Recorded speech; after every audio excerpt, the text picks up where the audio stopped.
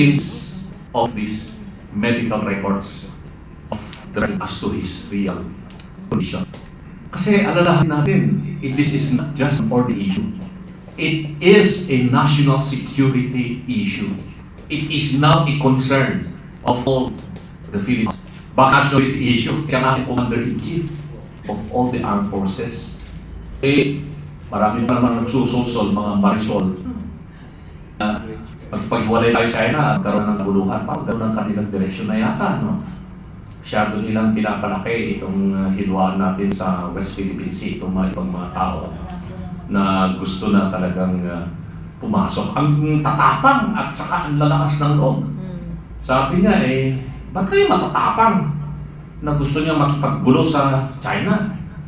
Bakit hindi kayo matapang pag ang pinag-usapan natin corruption sa gobyerno? Yun ang mas mahalaga na pag-usapan. Samantalang hindi naman tayo gigirahin ng China kung hindi tayo ang mauuna. May nagsabi pa na isang mambabatas na demanding China to respect the Philippines. Tanong ko, can China also demand the Philippines to respect China? Sabi ko, hayaan natin yung Department of Foreign Affairs na sila ang mga siwat magsalita tungkol doon sa usapang panlabas natin. Huwag tayong makisawsaw, lalo na yung mga mambabatas na hindi nila masyadong naintindihan ang mga protocols pagdating po sa diplomatic relations. Kasi iyan po ay isang napakamaselan usapin ang foreign relations. Hindi yan basta-basta ibinibigay sa isang ordinaryong Pilipino lamang. Kaya, dyan sa House at saka sa Senate, hopefully, yung mga mamumuno dyan sa mga committee ng foreign affairs or foreign relations, ay sana yung mga mambabatas na merong malawak na kaalaman pagdating po sa usaping diplomasya. Hindi po kinakailangan dito ang isang senador o congressman na nang hahamon at magyayabang. Iyan po yung ating sinasabi. Kaya, pagdating po dyan sa usaping kalusugan ng Pangulo, karapatan nating mamamayang Pilipino na malaman natin ano ba talaga ang totoong kalagayan ng Pangulo. Hindi ako masyadong naalarma doon sa binanggit noon ni Brian Marcos sa kanyang talumpati dyan sa Luneta na sinasabi na gumagamit ng cocaine o kung anumang droga ang Pangulo at ang ibang membro po ng kanyang pamilya.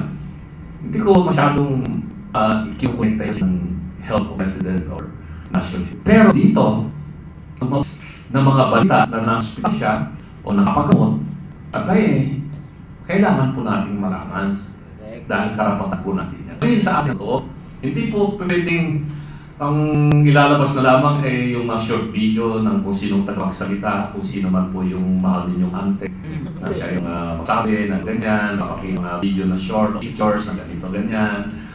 Hindi po, kailangan po ang magsasabi, magsasalita dito. Ang hinihintay ko na magsabi rito, ang kanyang mismong doktor na humahawak. Sa Amerika, ganun Si President Trump, a few months ago, nagpa-executive check-up siya.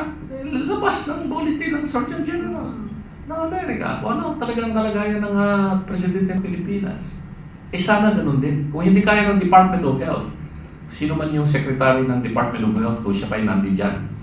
Hindi pa siya pinapalitan. Balita ko, papalitan na Secretary po, hindi niya kayang magbigay dahil hindi naman siya yung attending physician.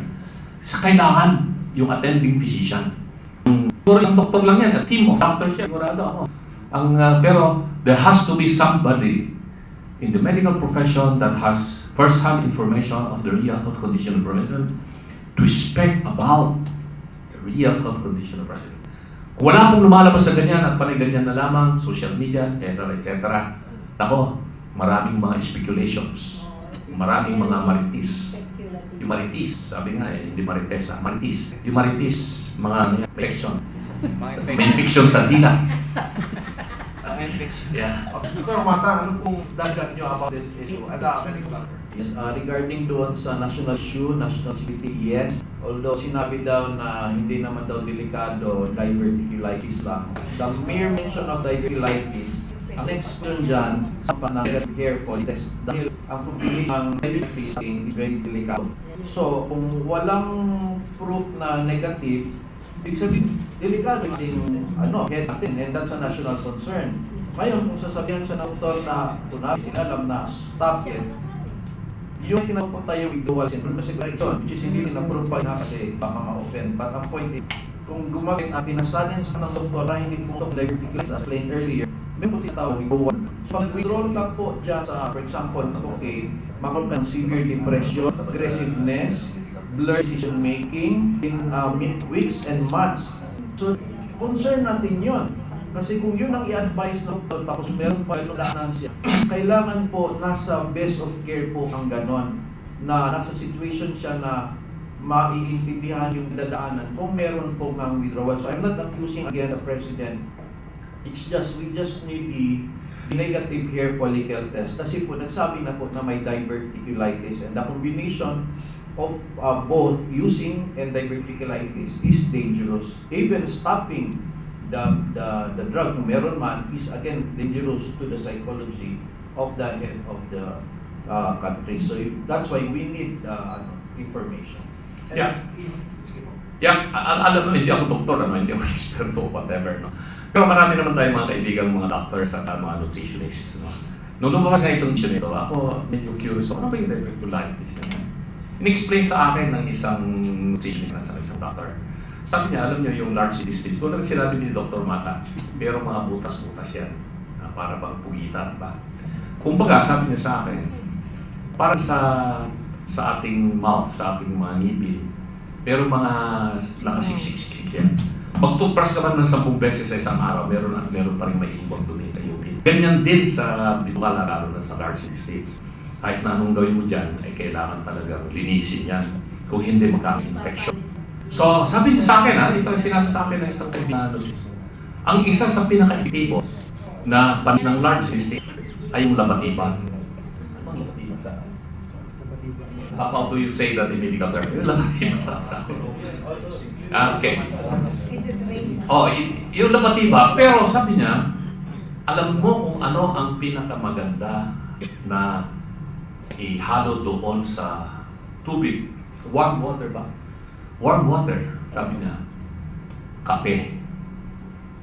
The natural coffee. Yung kape mismo. Whether that is Barako or hindi kape ng PDP. Whether Barako yan or whatever, coffee. Basta yung coffee natin na natural coffee. Na yun daw yung ipapasok doon tapos para matinis yung ito. It's organic, yeah. So I think may basis yun kasi ang sa akin is a nutritionist doctor na talagang sinabi niya that is the most effective way of cleansing your large intestine. Hindi yung iinumin mo dito sa mouth mo. Pasok mo doon na patiba using warm water. So pagkapihin mo yung large intestine using coffee. I think we are going to try to do that. Sabi sa akin, I think yeah. yung mga cases ng diverticulitis, hindi na siya pwedeng ayusin with labatiba. So that's why they really have to cut lahat. Yeah, so Flushing daw yun. yeah, antibiotics would be highest kasi nana yun eh. So and then kung hindi nga tatanggalin yung portion ng intestine na severely infected or butas, so surgical ang possibility. Otherwise, mapopoison yung blood kasi nga may infection ang mangyayari. Kasi kung may butas. So what if lang, the Malacanang refuses disclosure of the health and fitness of the President, ano dapat ang magiging tugon ng tao, ng media, ng caucus, ng civil society about it? Well, I think as I said, there is already a precedent to this legal case. The latest one is